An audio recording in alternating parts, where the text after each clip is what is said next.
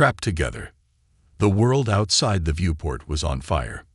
Plasma bolts streaked through the blackness of space, slamming into the ship's shields. Sparks flew from every console, and warning sirens blared at deafening levels. Daniel gripped the pilot's chair as the ship shuddered violently beneath him. Shields at 17%, the computer's calm voice announced, as if it weren't reporting their imminent doom. 17. Daniel shouted over the noise. What happened to the other 83? Zara didn't answer. She was too busy at the weapons console, her cybernetic fingers moving faster than human eyes could follow. The ship's guns spat out streaks of light, forcing the attacking vessels to scatter, but they quickly regrouped and resumed their assault. This ship is a flying junk pile, Zara growled, slamming her fist into the console. Your species couldn't engineer a toaster, let alone a starship. Maybe if someone hadn't punched half the controls into oblivion, we'd be doing better. Daniel shot back, his knuckles white as he struggled to keep the ship steady. Focus. Zara snapped. If we don't lose them, you won't have time to complain. Daniel wanted to argue, but she was right. The enemy ships, sleek, black, and deadly, were relentless. They moved in perfect synchronization, cutting off every escape route he tried. Whoever they weren't amateurs. What do they want? Daniel asked, his voice tight with fear. Me, Tyra replied, her tone cold and matter-of-fact. Daniel's stomach sank. Of course they did. He'd barely known Tyra for 2 days, but it was already clear she had a talent for attracting trouble. Hang on, Tyra said suddenly. I have an idea. Daniel glanced at her. Does it involve us not dying?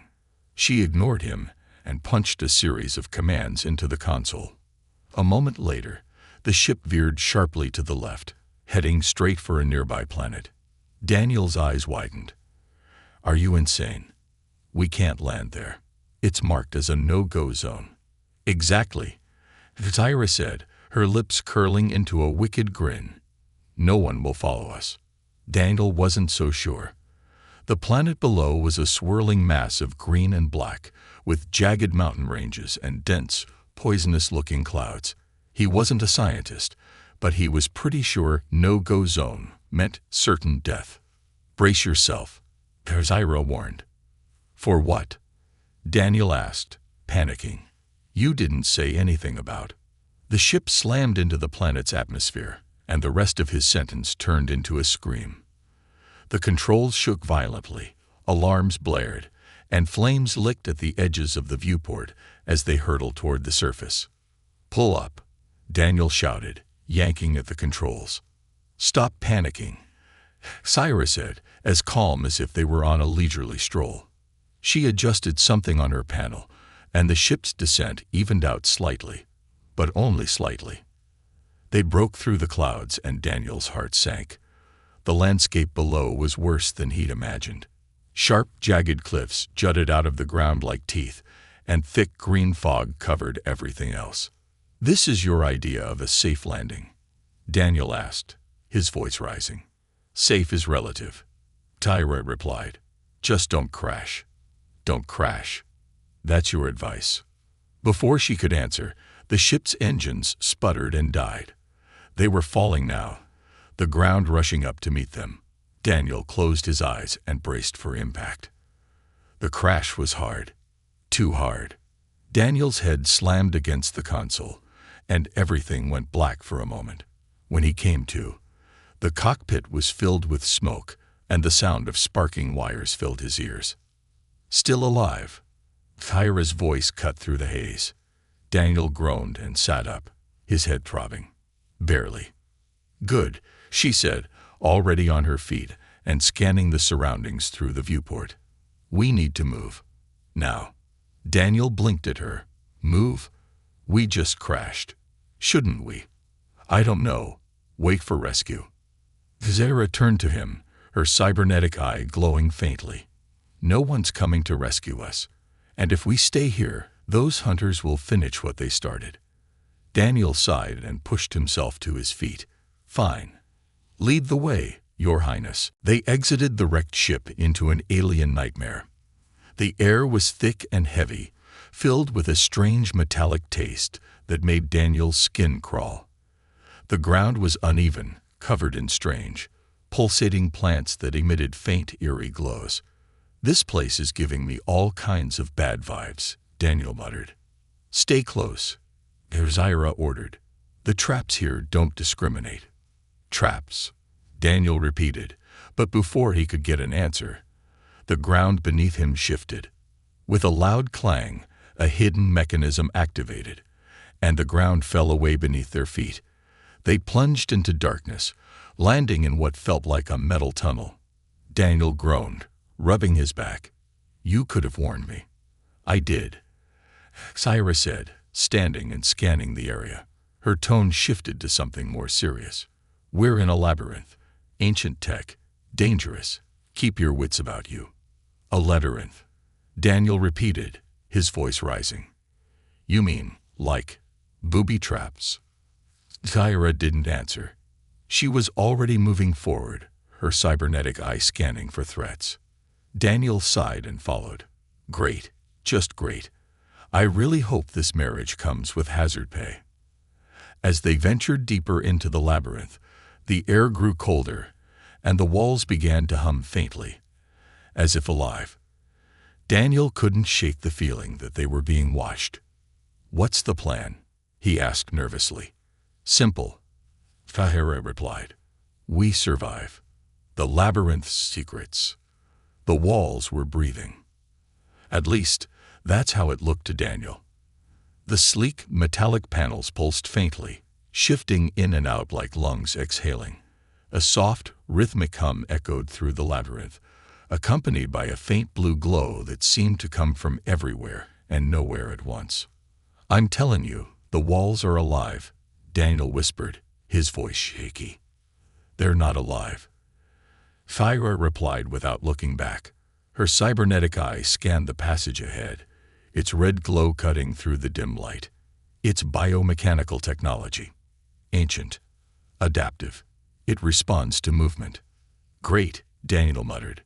"So it's almost alive. That's so much better." They had been wandering the labyrinth for what felt like hours, each twist and turn looking eerily identical to the last. The air was cold, carrying a metallic tang that made Daniel's skin itch. Every step they took seemed to trigger something. A faint vibration in the floor, a flicker of light in the walls, or the distant sound of grinding gears. "This place is a nightmare," Daniel said, his voice low. "Who builds something like this?" "Not who," Zaira corrected. "What? This isn't Varaxian tech. It's older. Much older." "Older than your empire?" Daniel asked, surprised. Zaira stopped and turned to him, her expression unreadable. "Older than the Galactic Council." Daniel stared at her, trying to process the weight of those words. The Galactic Council was ancient, a governing body that had existed long before humanity even knew about life beyond Earth. If this labyrinth predated them, what are we even doing here? Daniel asked, his voice rising. "Shouldn't we be trying to find a way out?" "We are," Zaira said sharply, "but the only way out is through." Before Daniel could argue, a soft click echoed through the corridor. Zaira's head snapped toward the sound, her cybernetic eye glowing brighter. She held up a hand, signaling Daniel to stop. "What is it?" he whispered. "Trap," Zaira said, her voice low. "Stay still." Daniel froze, his heart pounding. He scanned the floor around him, but couldn't see anything unusual. "Where is it?" Zaira didn't answer. She was too focused, her fingers brushing the edge of a faintly glowing symbol etched into the wall. "Pressure activated," she muttered. "Step wrong, and the whole corridor collapses." Daniel swallowed hard. "So, what's the plan?" Zaira didn't answer immediately. She studied the symbol, then glanced back at Daniel. "Trust me." "I don't like the sound of that," Daniel said, but he stayed put as Zaira crouched and began pressing a series of symbols on the wall. Each one lit up briefly before fading. The hum in the air grew louder, and Daniel felt the ground tremble beneath his feet. Syra, are you sure you know what you're doing? Not really, she admitted, her focus unbroken. But if I'm wrong, you'll be the first to know. Before Daniel could respond, the wall in front of them shifted, sliding open to reveal a narrow passage. The hum subsided, and the ground stilled. See, Syra said, standing and brushing off her hands. Easy. Daniel let out a breath he hadn't realized he was holding. Easy. That's your idea of easy. Syra smirked. You're alive, aren't you? Barely, Daniel muttered, following her into the passage. I swear, this marriage gets worse by the second. As they moved deeper into the labyrinth, the air grew colder, and the walls became more intricate, covered in symbols and patterns that seemed to shift when Daniel wasn't looking. He couldn't shake the feeling that the labyrinth was watching them, testing them. Then they found the room. It was massive, a cavernous space with walls that stretched so high they disappeared into darkness. The floor was a mosaic of glowing tiles, each one pulsing with light. In the center of the room stood a pedestal, and on it rested a strange crystalline device. What is that? Daniel asked, his voice barely above a whisper. Syra approached the pedestal cautiously, her cybernetic eye scanning the device. A key, she said finally. Or a weapon. Maybe both. Daniel frowned. You don't sound very sure. I'm not, Syra admitted. But whatever it is, it's important. This labyrinth was built to protect it. Daniel took a step closer, his curiosity overriding his fear. The device seemed to shimmer, its surface shifting like liquid. He felt an odd pull, as if it were calling to him. Don't touch it, Syra warned. I wasn't going to, Daniel said quickly, pulling his hand back. But why do I feel like it's looking at me? Syra studied him for a moment, then turned her attention back to the device. Because it probably is. Before Daniel could ask what she meant, the ground beneath them rumbled. The glowing tiles shifted, rearranging themselves into a new pattern. The walls began to close in, and the hum in the air grew deafening. What's happening? Daniel shouted. The labyrinth knows we're here, Syra said, grabbing his arm and pulling him toward the exit. And it's not happy. As they ran, the corridor behind them began to collapse, chunks of metal and stone falling from the ceiling.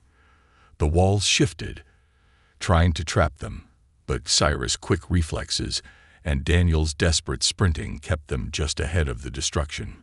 They barely made it out, tumbling into an open chamber as the corridor sealed shut behind them. Daniel lay on the ground, gasping for breath. That, he said between breaths, was not easy. Syra stood, brushing herself off. It never is. Daniel looked up at her, his chest still heaving. So what now? Syra's gaze was distant, her expression unreadable. Now we figure out what that thing is, and why it wanted you. Enemies close in. The sound of the blade slicing through the air was so sharp, Daniel barely had time to duck. The weapon embedded itself in the wall behind him with a metallic clang, vibrating with the force of the throw. Was that supposed to hit me? Daniel shouted, his voice cracking with panic. No, Syra replied calmly, crouched behind a nearby pillar, her cybernetic arm glowing faintly. If they wanted you dead, you'd already be dead. Comforting, Daniel muttered, pressing himself flat against the cold metal floor as another projectile whizzed overhead. They were pinned in an open corridor of the labyrinth, the ancient walls now their only cover. Shadows flickered in the dim blue light, and Daniel could feel the presence of their attackers, even if he couldn't see them. Who are they? Daniel whispered, trying to keep his voice low. Bounty hunters, Syra said, her tone laced with bitterness. Sent by my father, no doubt. He wants that artifact, and he's decided we're expendable. Daniel's heart raced. Great. So what's the plan? Zyra peeked out from behind her cover, her glowing red eye scanning the corridor. A split second later, she ducked back as a plasma bolt struck the wall inches from her face. "The plan is simple," she said, smirking. "We don't die." "Fantastic plan," Daniel replied, his voice dripping with sarcasm. "Care to share how we achieve that?" Zyra didn't answer immediately. Instead, she reached into a compartment on her armor and pulled out a small spherical device. "Cover your ears," she said, tossing it into the open. "What?" A deafening explosion cut him off, followed by a bright flash that lit up the corridor. Daniel winced, his hands flying to his ears as the shockwave rattled his teeth. When the light faded, Zyra was already on the move. She darted forward with inhuman speed, her cybernetic limbs propelling her toward their stunned attackers. Plasma bolts fired wildly in her direction, but she weaved between them like a dancer, her movements fluid and precise. Daniel stayed where he was, watching in awe and terror as Zyra closed the distance between her and their enemies. He'd seen her fight before, but this was different. She was relentless, a blur of silver and red as she disarmed one bounty hunter and used his own weapon to disable another. "Human." Zyra's voice snapped him out of his daze. "Get moving." Daniel scrambled to his feet, his legs shaky as he darted down the corridor. Behind him, he could hear the sounds of Zyra's combat. The clang of metal on metal, the sharp cries of pain, and the hum of plasma weapons discharging. As he ran, his foot caught on something, and he stumbled, crashing to the ground. Groaning, he looked up and froze. Standing over him was a bounty hunter, tall and armored, with glowing yellow eyes that seemed to pierce through him. The hunter raised a weapon, and Daniel's heart stopped. Before the shot could fire, Zyra appeared out of nowhere, slamming into the hunter with the force of a freight train. The two of them tumbled to the ground in a blur of motion, and Daniel didn't stick around to see how it ended. "Keep moving," Zyra shouted, her voice filled with urgency. Daniel didn't need to be told twice. He ran as fast as his legs would carry him, turning corner after corner until he found himself in another open chamber. He collapsed against the wall, his chest heaving. Moments later, Zyra appeared, her armor scuffed, but her expression as sharp as ever. She tossed a bloody blade onto the ground and crossed her arms. "You're lucky I'm faster than you." "Yeah, well, you're lucky I don't have a heart attack," Daniel shot back, still trying to catch his breath. Zyra rolled her eyes and approached the chamber's control panel.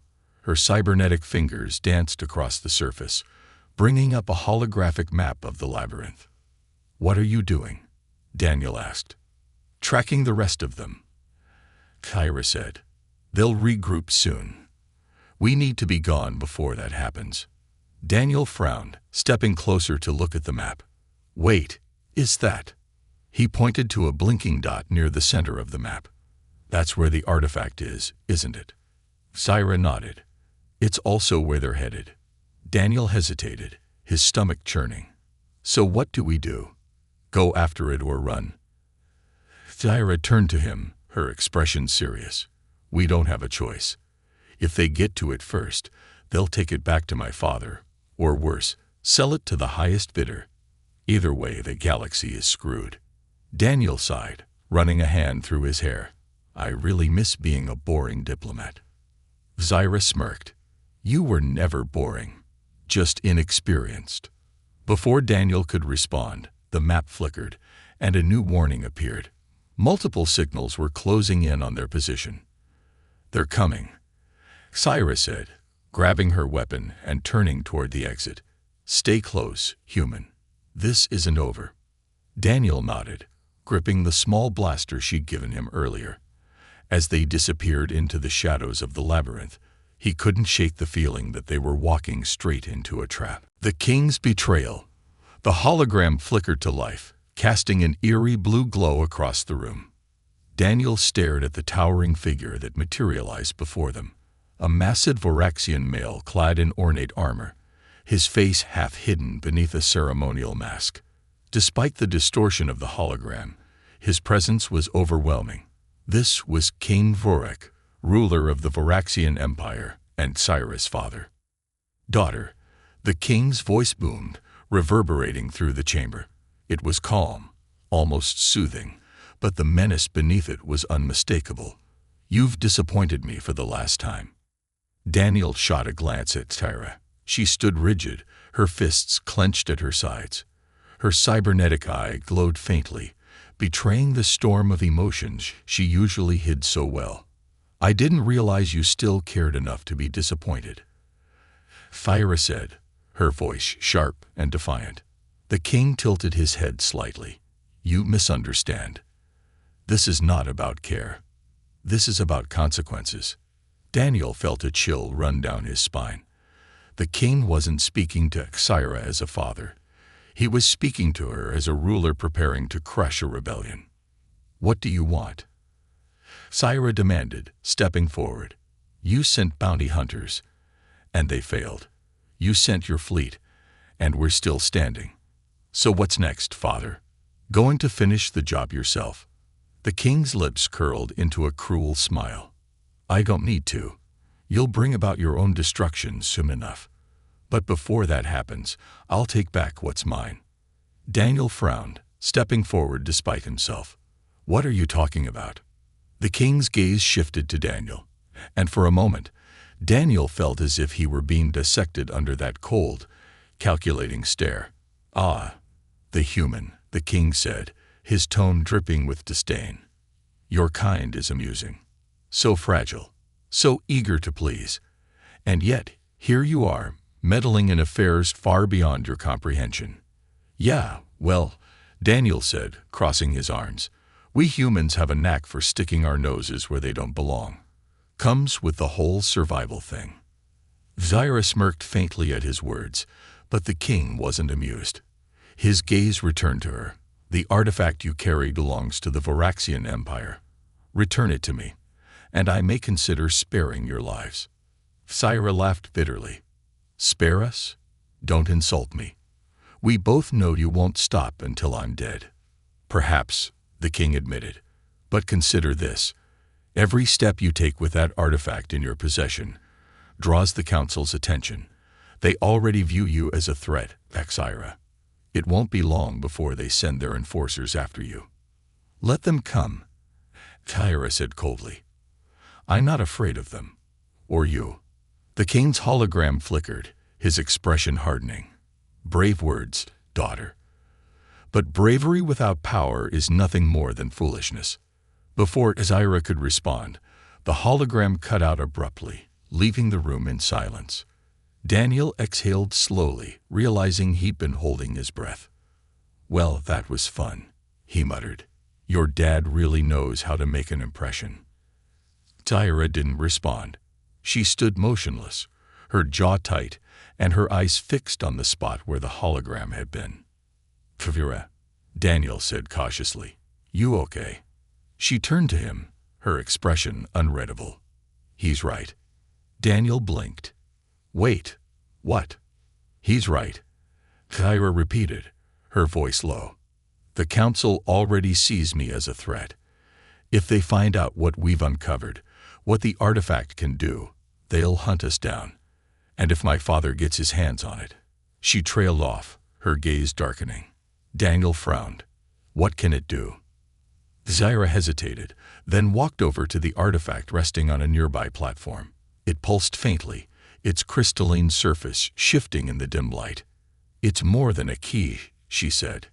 "It's a weapon. One capable of rewriting entire systems, political, biological, technological. It could destroy the Council's control over the galaxy, or give my father absolute power." Daniel stared at the artifact, the weight of her words sinking in. "So, what's the plan?" Zyra turned to him, her expression resolute. "We make sure no one gets it. Not the Council. Not my father. No one." Daniel nodded slowly, though his stomach churned at the thought. "Okay, sounds simple enough. Except for the part where everyone's trying to kill us." Zyra smirked faintly. "You're catching on." Before they could say more, the ground beneath them rumbled. Daniel stumbled, grabbing onto a nearby console for support. What now? Zyra's expression darkened. They found us. Who? Your father. The council. Both, Zyra said, grabbing her weapon and strapping the artifact to her belt. We're out of time. Daniel sighed and picked up the small blaster she'd given him earlier. I really miss boring diplomatic missions. Zyra chuckled, her tone surprisingly warm. You'd be dead in a day without me, human.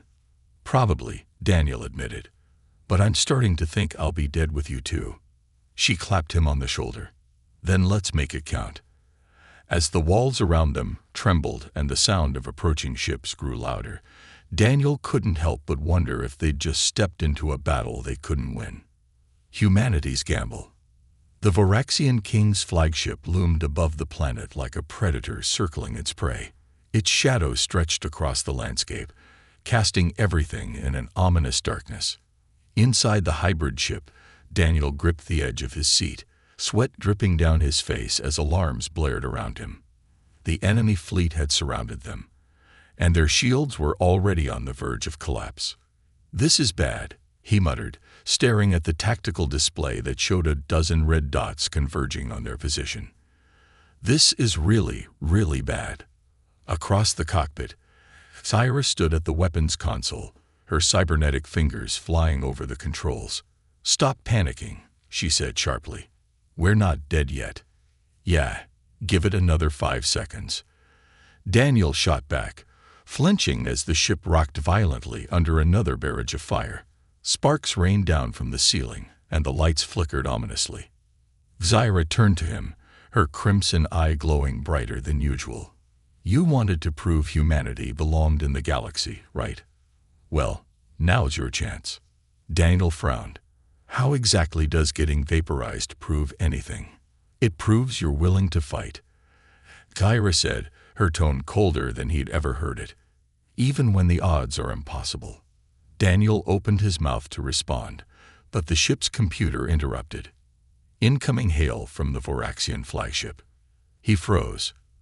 Is this the part where they tell us to surrender?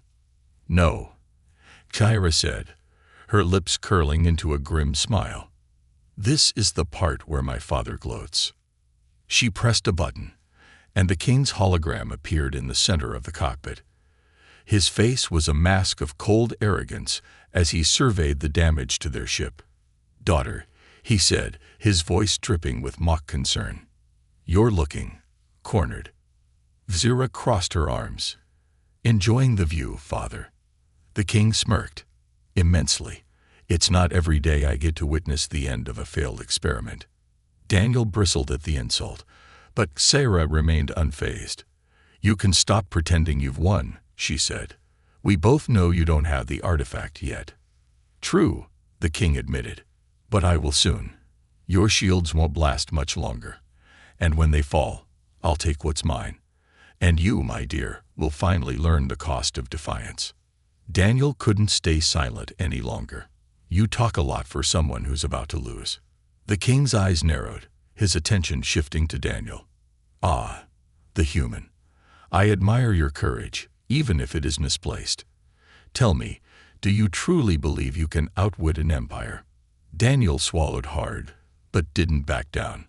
I believe in humans, and I believe we're a lot harder to kill than you think. The king chuckled darkly. We'll see. The hologram flickered and disappeared, leaving the cockpit in tense silence. Daniel turned to Zyra. So, what's the plan?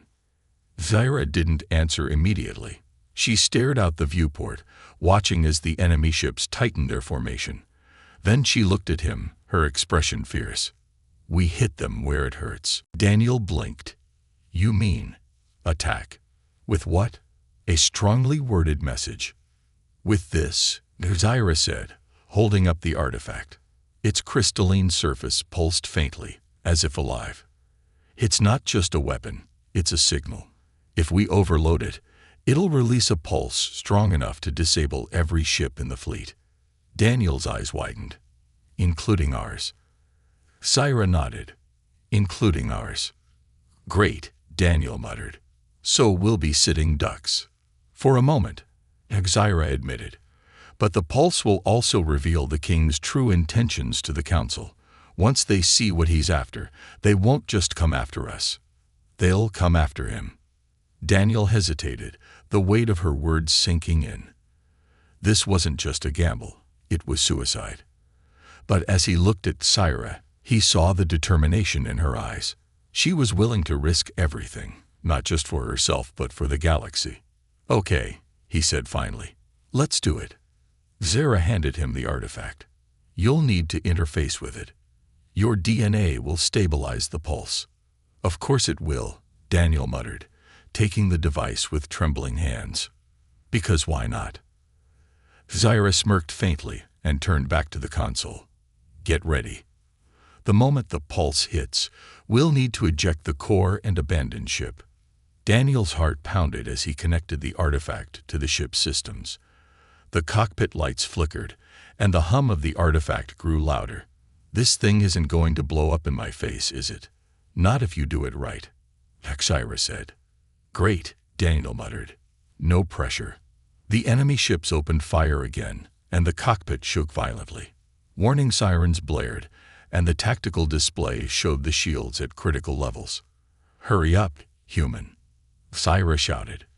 I'm trying. Daniel snapped, his fingers flying over the controls. The artifact pulsed brighter, its hum rising to a deafening pitch. The ship's systems flickered, then went dark. Pulse ready, the computer announced. Do it. Syra shouted. Daniel hit the activation button, and a blinding wave of energy erupted from the artifact. The entire ship shook as the pulse spread outward, disabling every system in its path. The enemy fleet went dark, their weapons and engines dead. Core ejection in 3, the computer said. 2, 1. The ship's core launched into space, glowing like a miniature sun. Syra grabbed Daniel and pulled him toward the escape pod. Move. They barely made it into the pod before the core detonated, sending a shockwave that rocked the entire sector. As their pod hurtled into the void, Daniel looked back at the burning wreckage of their ship and the disable fleet around it. Well, he said, breathing heavily. That was something. Zyra smirked. You're still alive. Be grateful. The pod systems came online, displaying a message from the Galactic Council. Daniel read it and grinned. Looks like your father's in trouble. Zyra's expression softened slightly. Good. As they drifted toward safety, Daniel couldn't help but laugh. So, what now? Zyra leaned back, her gaze distant. Now, we see what humans are really capable of.